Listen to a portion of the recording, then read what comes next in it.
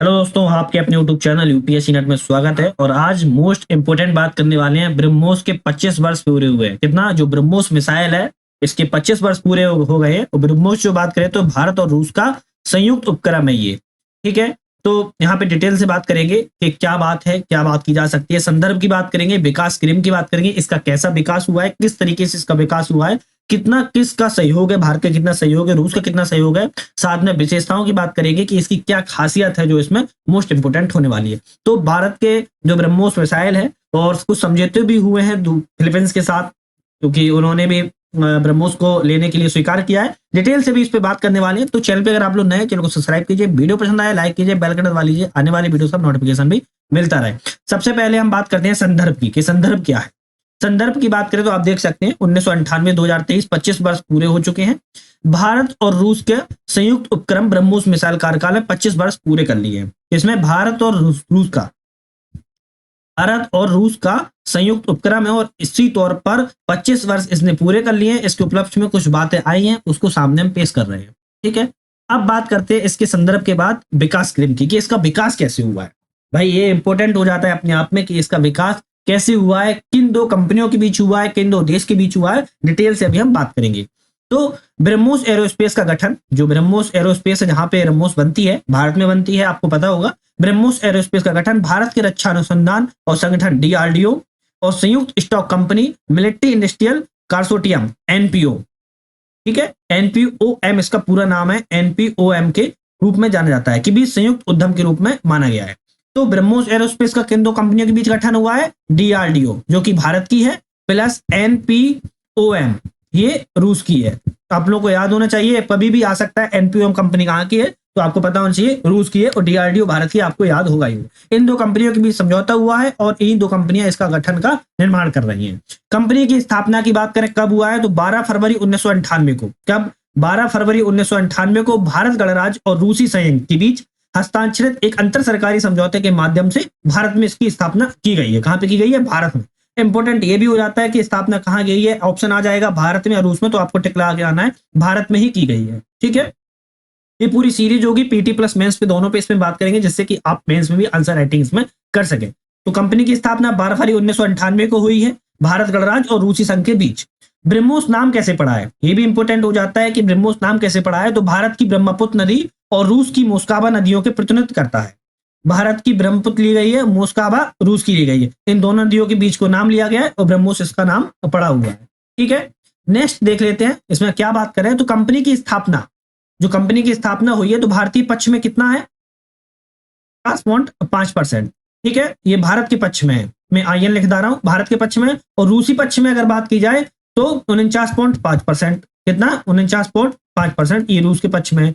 तो आप लोगों को क्या लग रहा है किसके पक्ष में है? ये भारत के पक्ष में। कितने अधिकृत पूंजी के साथ इसकी स्थापना की गई है? तो 250 मिलियन। कितना? 250 मिलियन अधिकृत पूंजी के साथ इसकी स्थापना की गई थी। ठीक है, डीआरडीओ और एनपीओएम दोनों भागीदारों की तकनीकी भारत क्षमता के लिए सहयोग संभव किया है। ठीक है, नेक्स्ट देखते हैं इसमें। नेक्स्ट बात करें तो डीआरडीओ ने, मतलब ये दोनों कंपनियों ने जो कुछ ना कुछ तो अपना सहयोग कर रही होंगी ना, तो डीआरडीओ क्या सहयोग कर रही है? अगर डीआरडीओ की हम बात करें कि डीआरडीओ क्या सहयोग कर रही है, तो डीआरडीओ ने पृथ्वी अग्नि मिसाइलों के लिए initial navigation system, mission software, mobile launcher जैसी महत्वपूर्ण प्रणालियां विकसित की। वहीं एनपीओएम की बात करें, किसकी?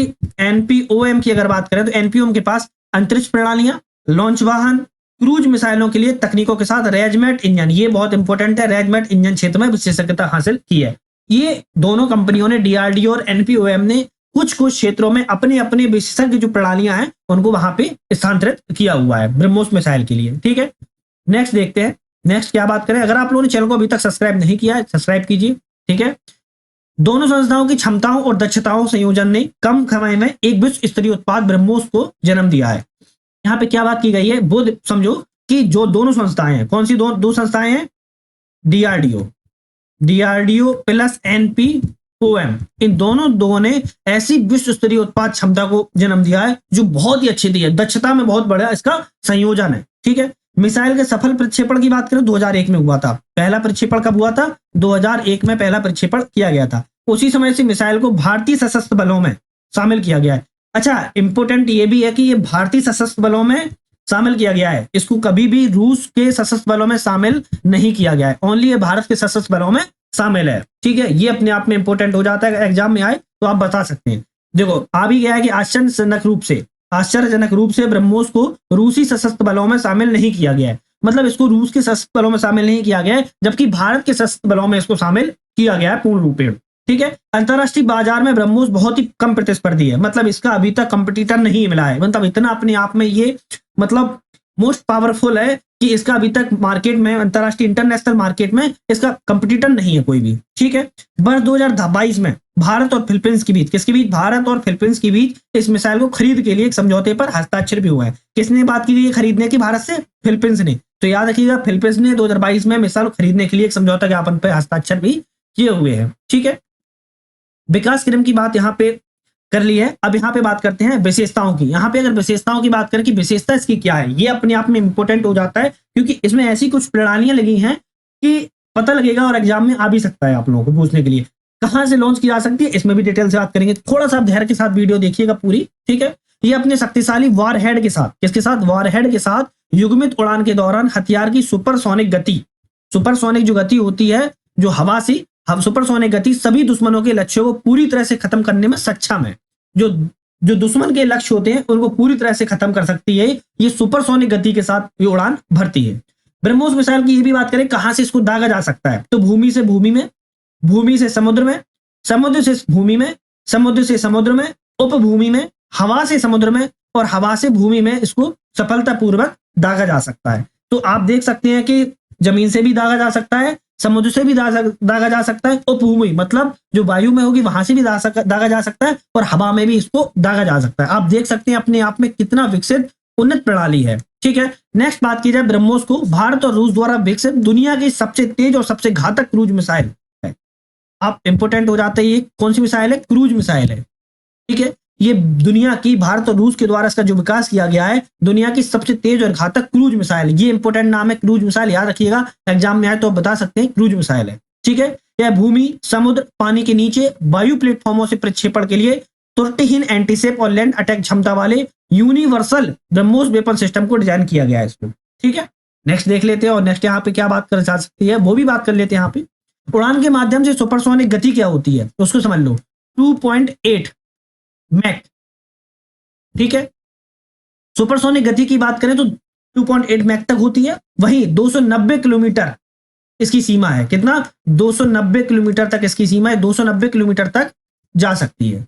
ठीक है, तो ये अपने पद से कितना चल सकती है? 290 किलोमीटर जा सकती है। जा तो ज्यादा सकती है, आप लोगों को पता ही होगा, लेकिन कुछ इंटरनेशनल कुछ संधि है, उनके वजह से ये नहीं भेज सकते इसको, इसलिए। लेकिन आगे चर्चा हो रही है, शायद जा भी सकती है, ऐसा कुछ खास नहीं। लेकिन आज की डेट की बात की जाए तो ये 290 किलोमीटर की सीमा इसकी है। साथ में इसकी सुपरसोनिक गति 2.8 मेक तक है। यह हवा, जमीन, समुद्र, पानी के नीचे प्लेटफॉर्मों से लॉन्च किया जा सकता है। इसको लॉन्च कहां से किया जा सकता है? हवा से किया जा सकता है, जमीन से किया जा सकता है, समुद्र से किया जा सकता है, और पानी में भी इसको लॉन्च किया जा सकता है। इसका जो टाइटल बहुत इंपॉर्टेंट है, दागो और भूल जाओ। दागो और भूल जाओ का मतलब है कि एक बार आपने अगर दाग दी तो आप समझ लो भूल जाओ, मतलब ये अपने लक्ष्य तक ही जाएगी। ठीक है, इसका सिद्धांत बहुत इंपॉर्टेंट है, मैं इस पे लगा रहा हूं, दागो और भूल जाओ, इसका मुख्य इंपॉर्टेंट सिद्धांत है। ठीक है, नेक्स्ट बात करते हैं। यहाँ पे प्रभाव में बहुत ही अधिक गतिज ऊर्जा के कारण उच्च विनाश क्षमता है। जो गतिज ऊर्जा होती है उसके कारण ये बहुत ही उच्च विनाश की क्षमता करती है, तथा समुद्र, जमीन, लक्ष्यों के खिलाफ उच्च प्रभावशीलता है। जो समुद्र में और जमीन में, इन दोनों में इसकी प्रभावशीलता बहुत ही ज्यादा हाई है, बहुत उच्च है। ठीक है, तो ये ब्रह्मोस के 25 वर्ष पूरे हो चुके हैं। आप लोगों ने पूरी वीडियो देखी होगी, मुझे उम्मीद है। चैनल को सब्सक्राइब भी किया होगा। नेक्स्ट वीडियो में नई ऊर्जा के साथ आपसे फिर से मुलाकात करते हैं। वीडियो बनाकर बहुत बहुत धन्यवाद।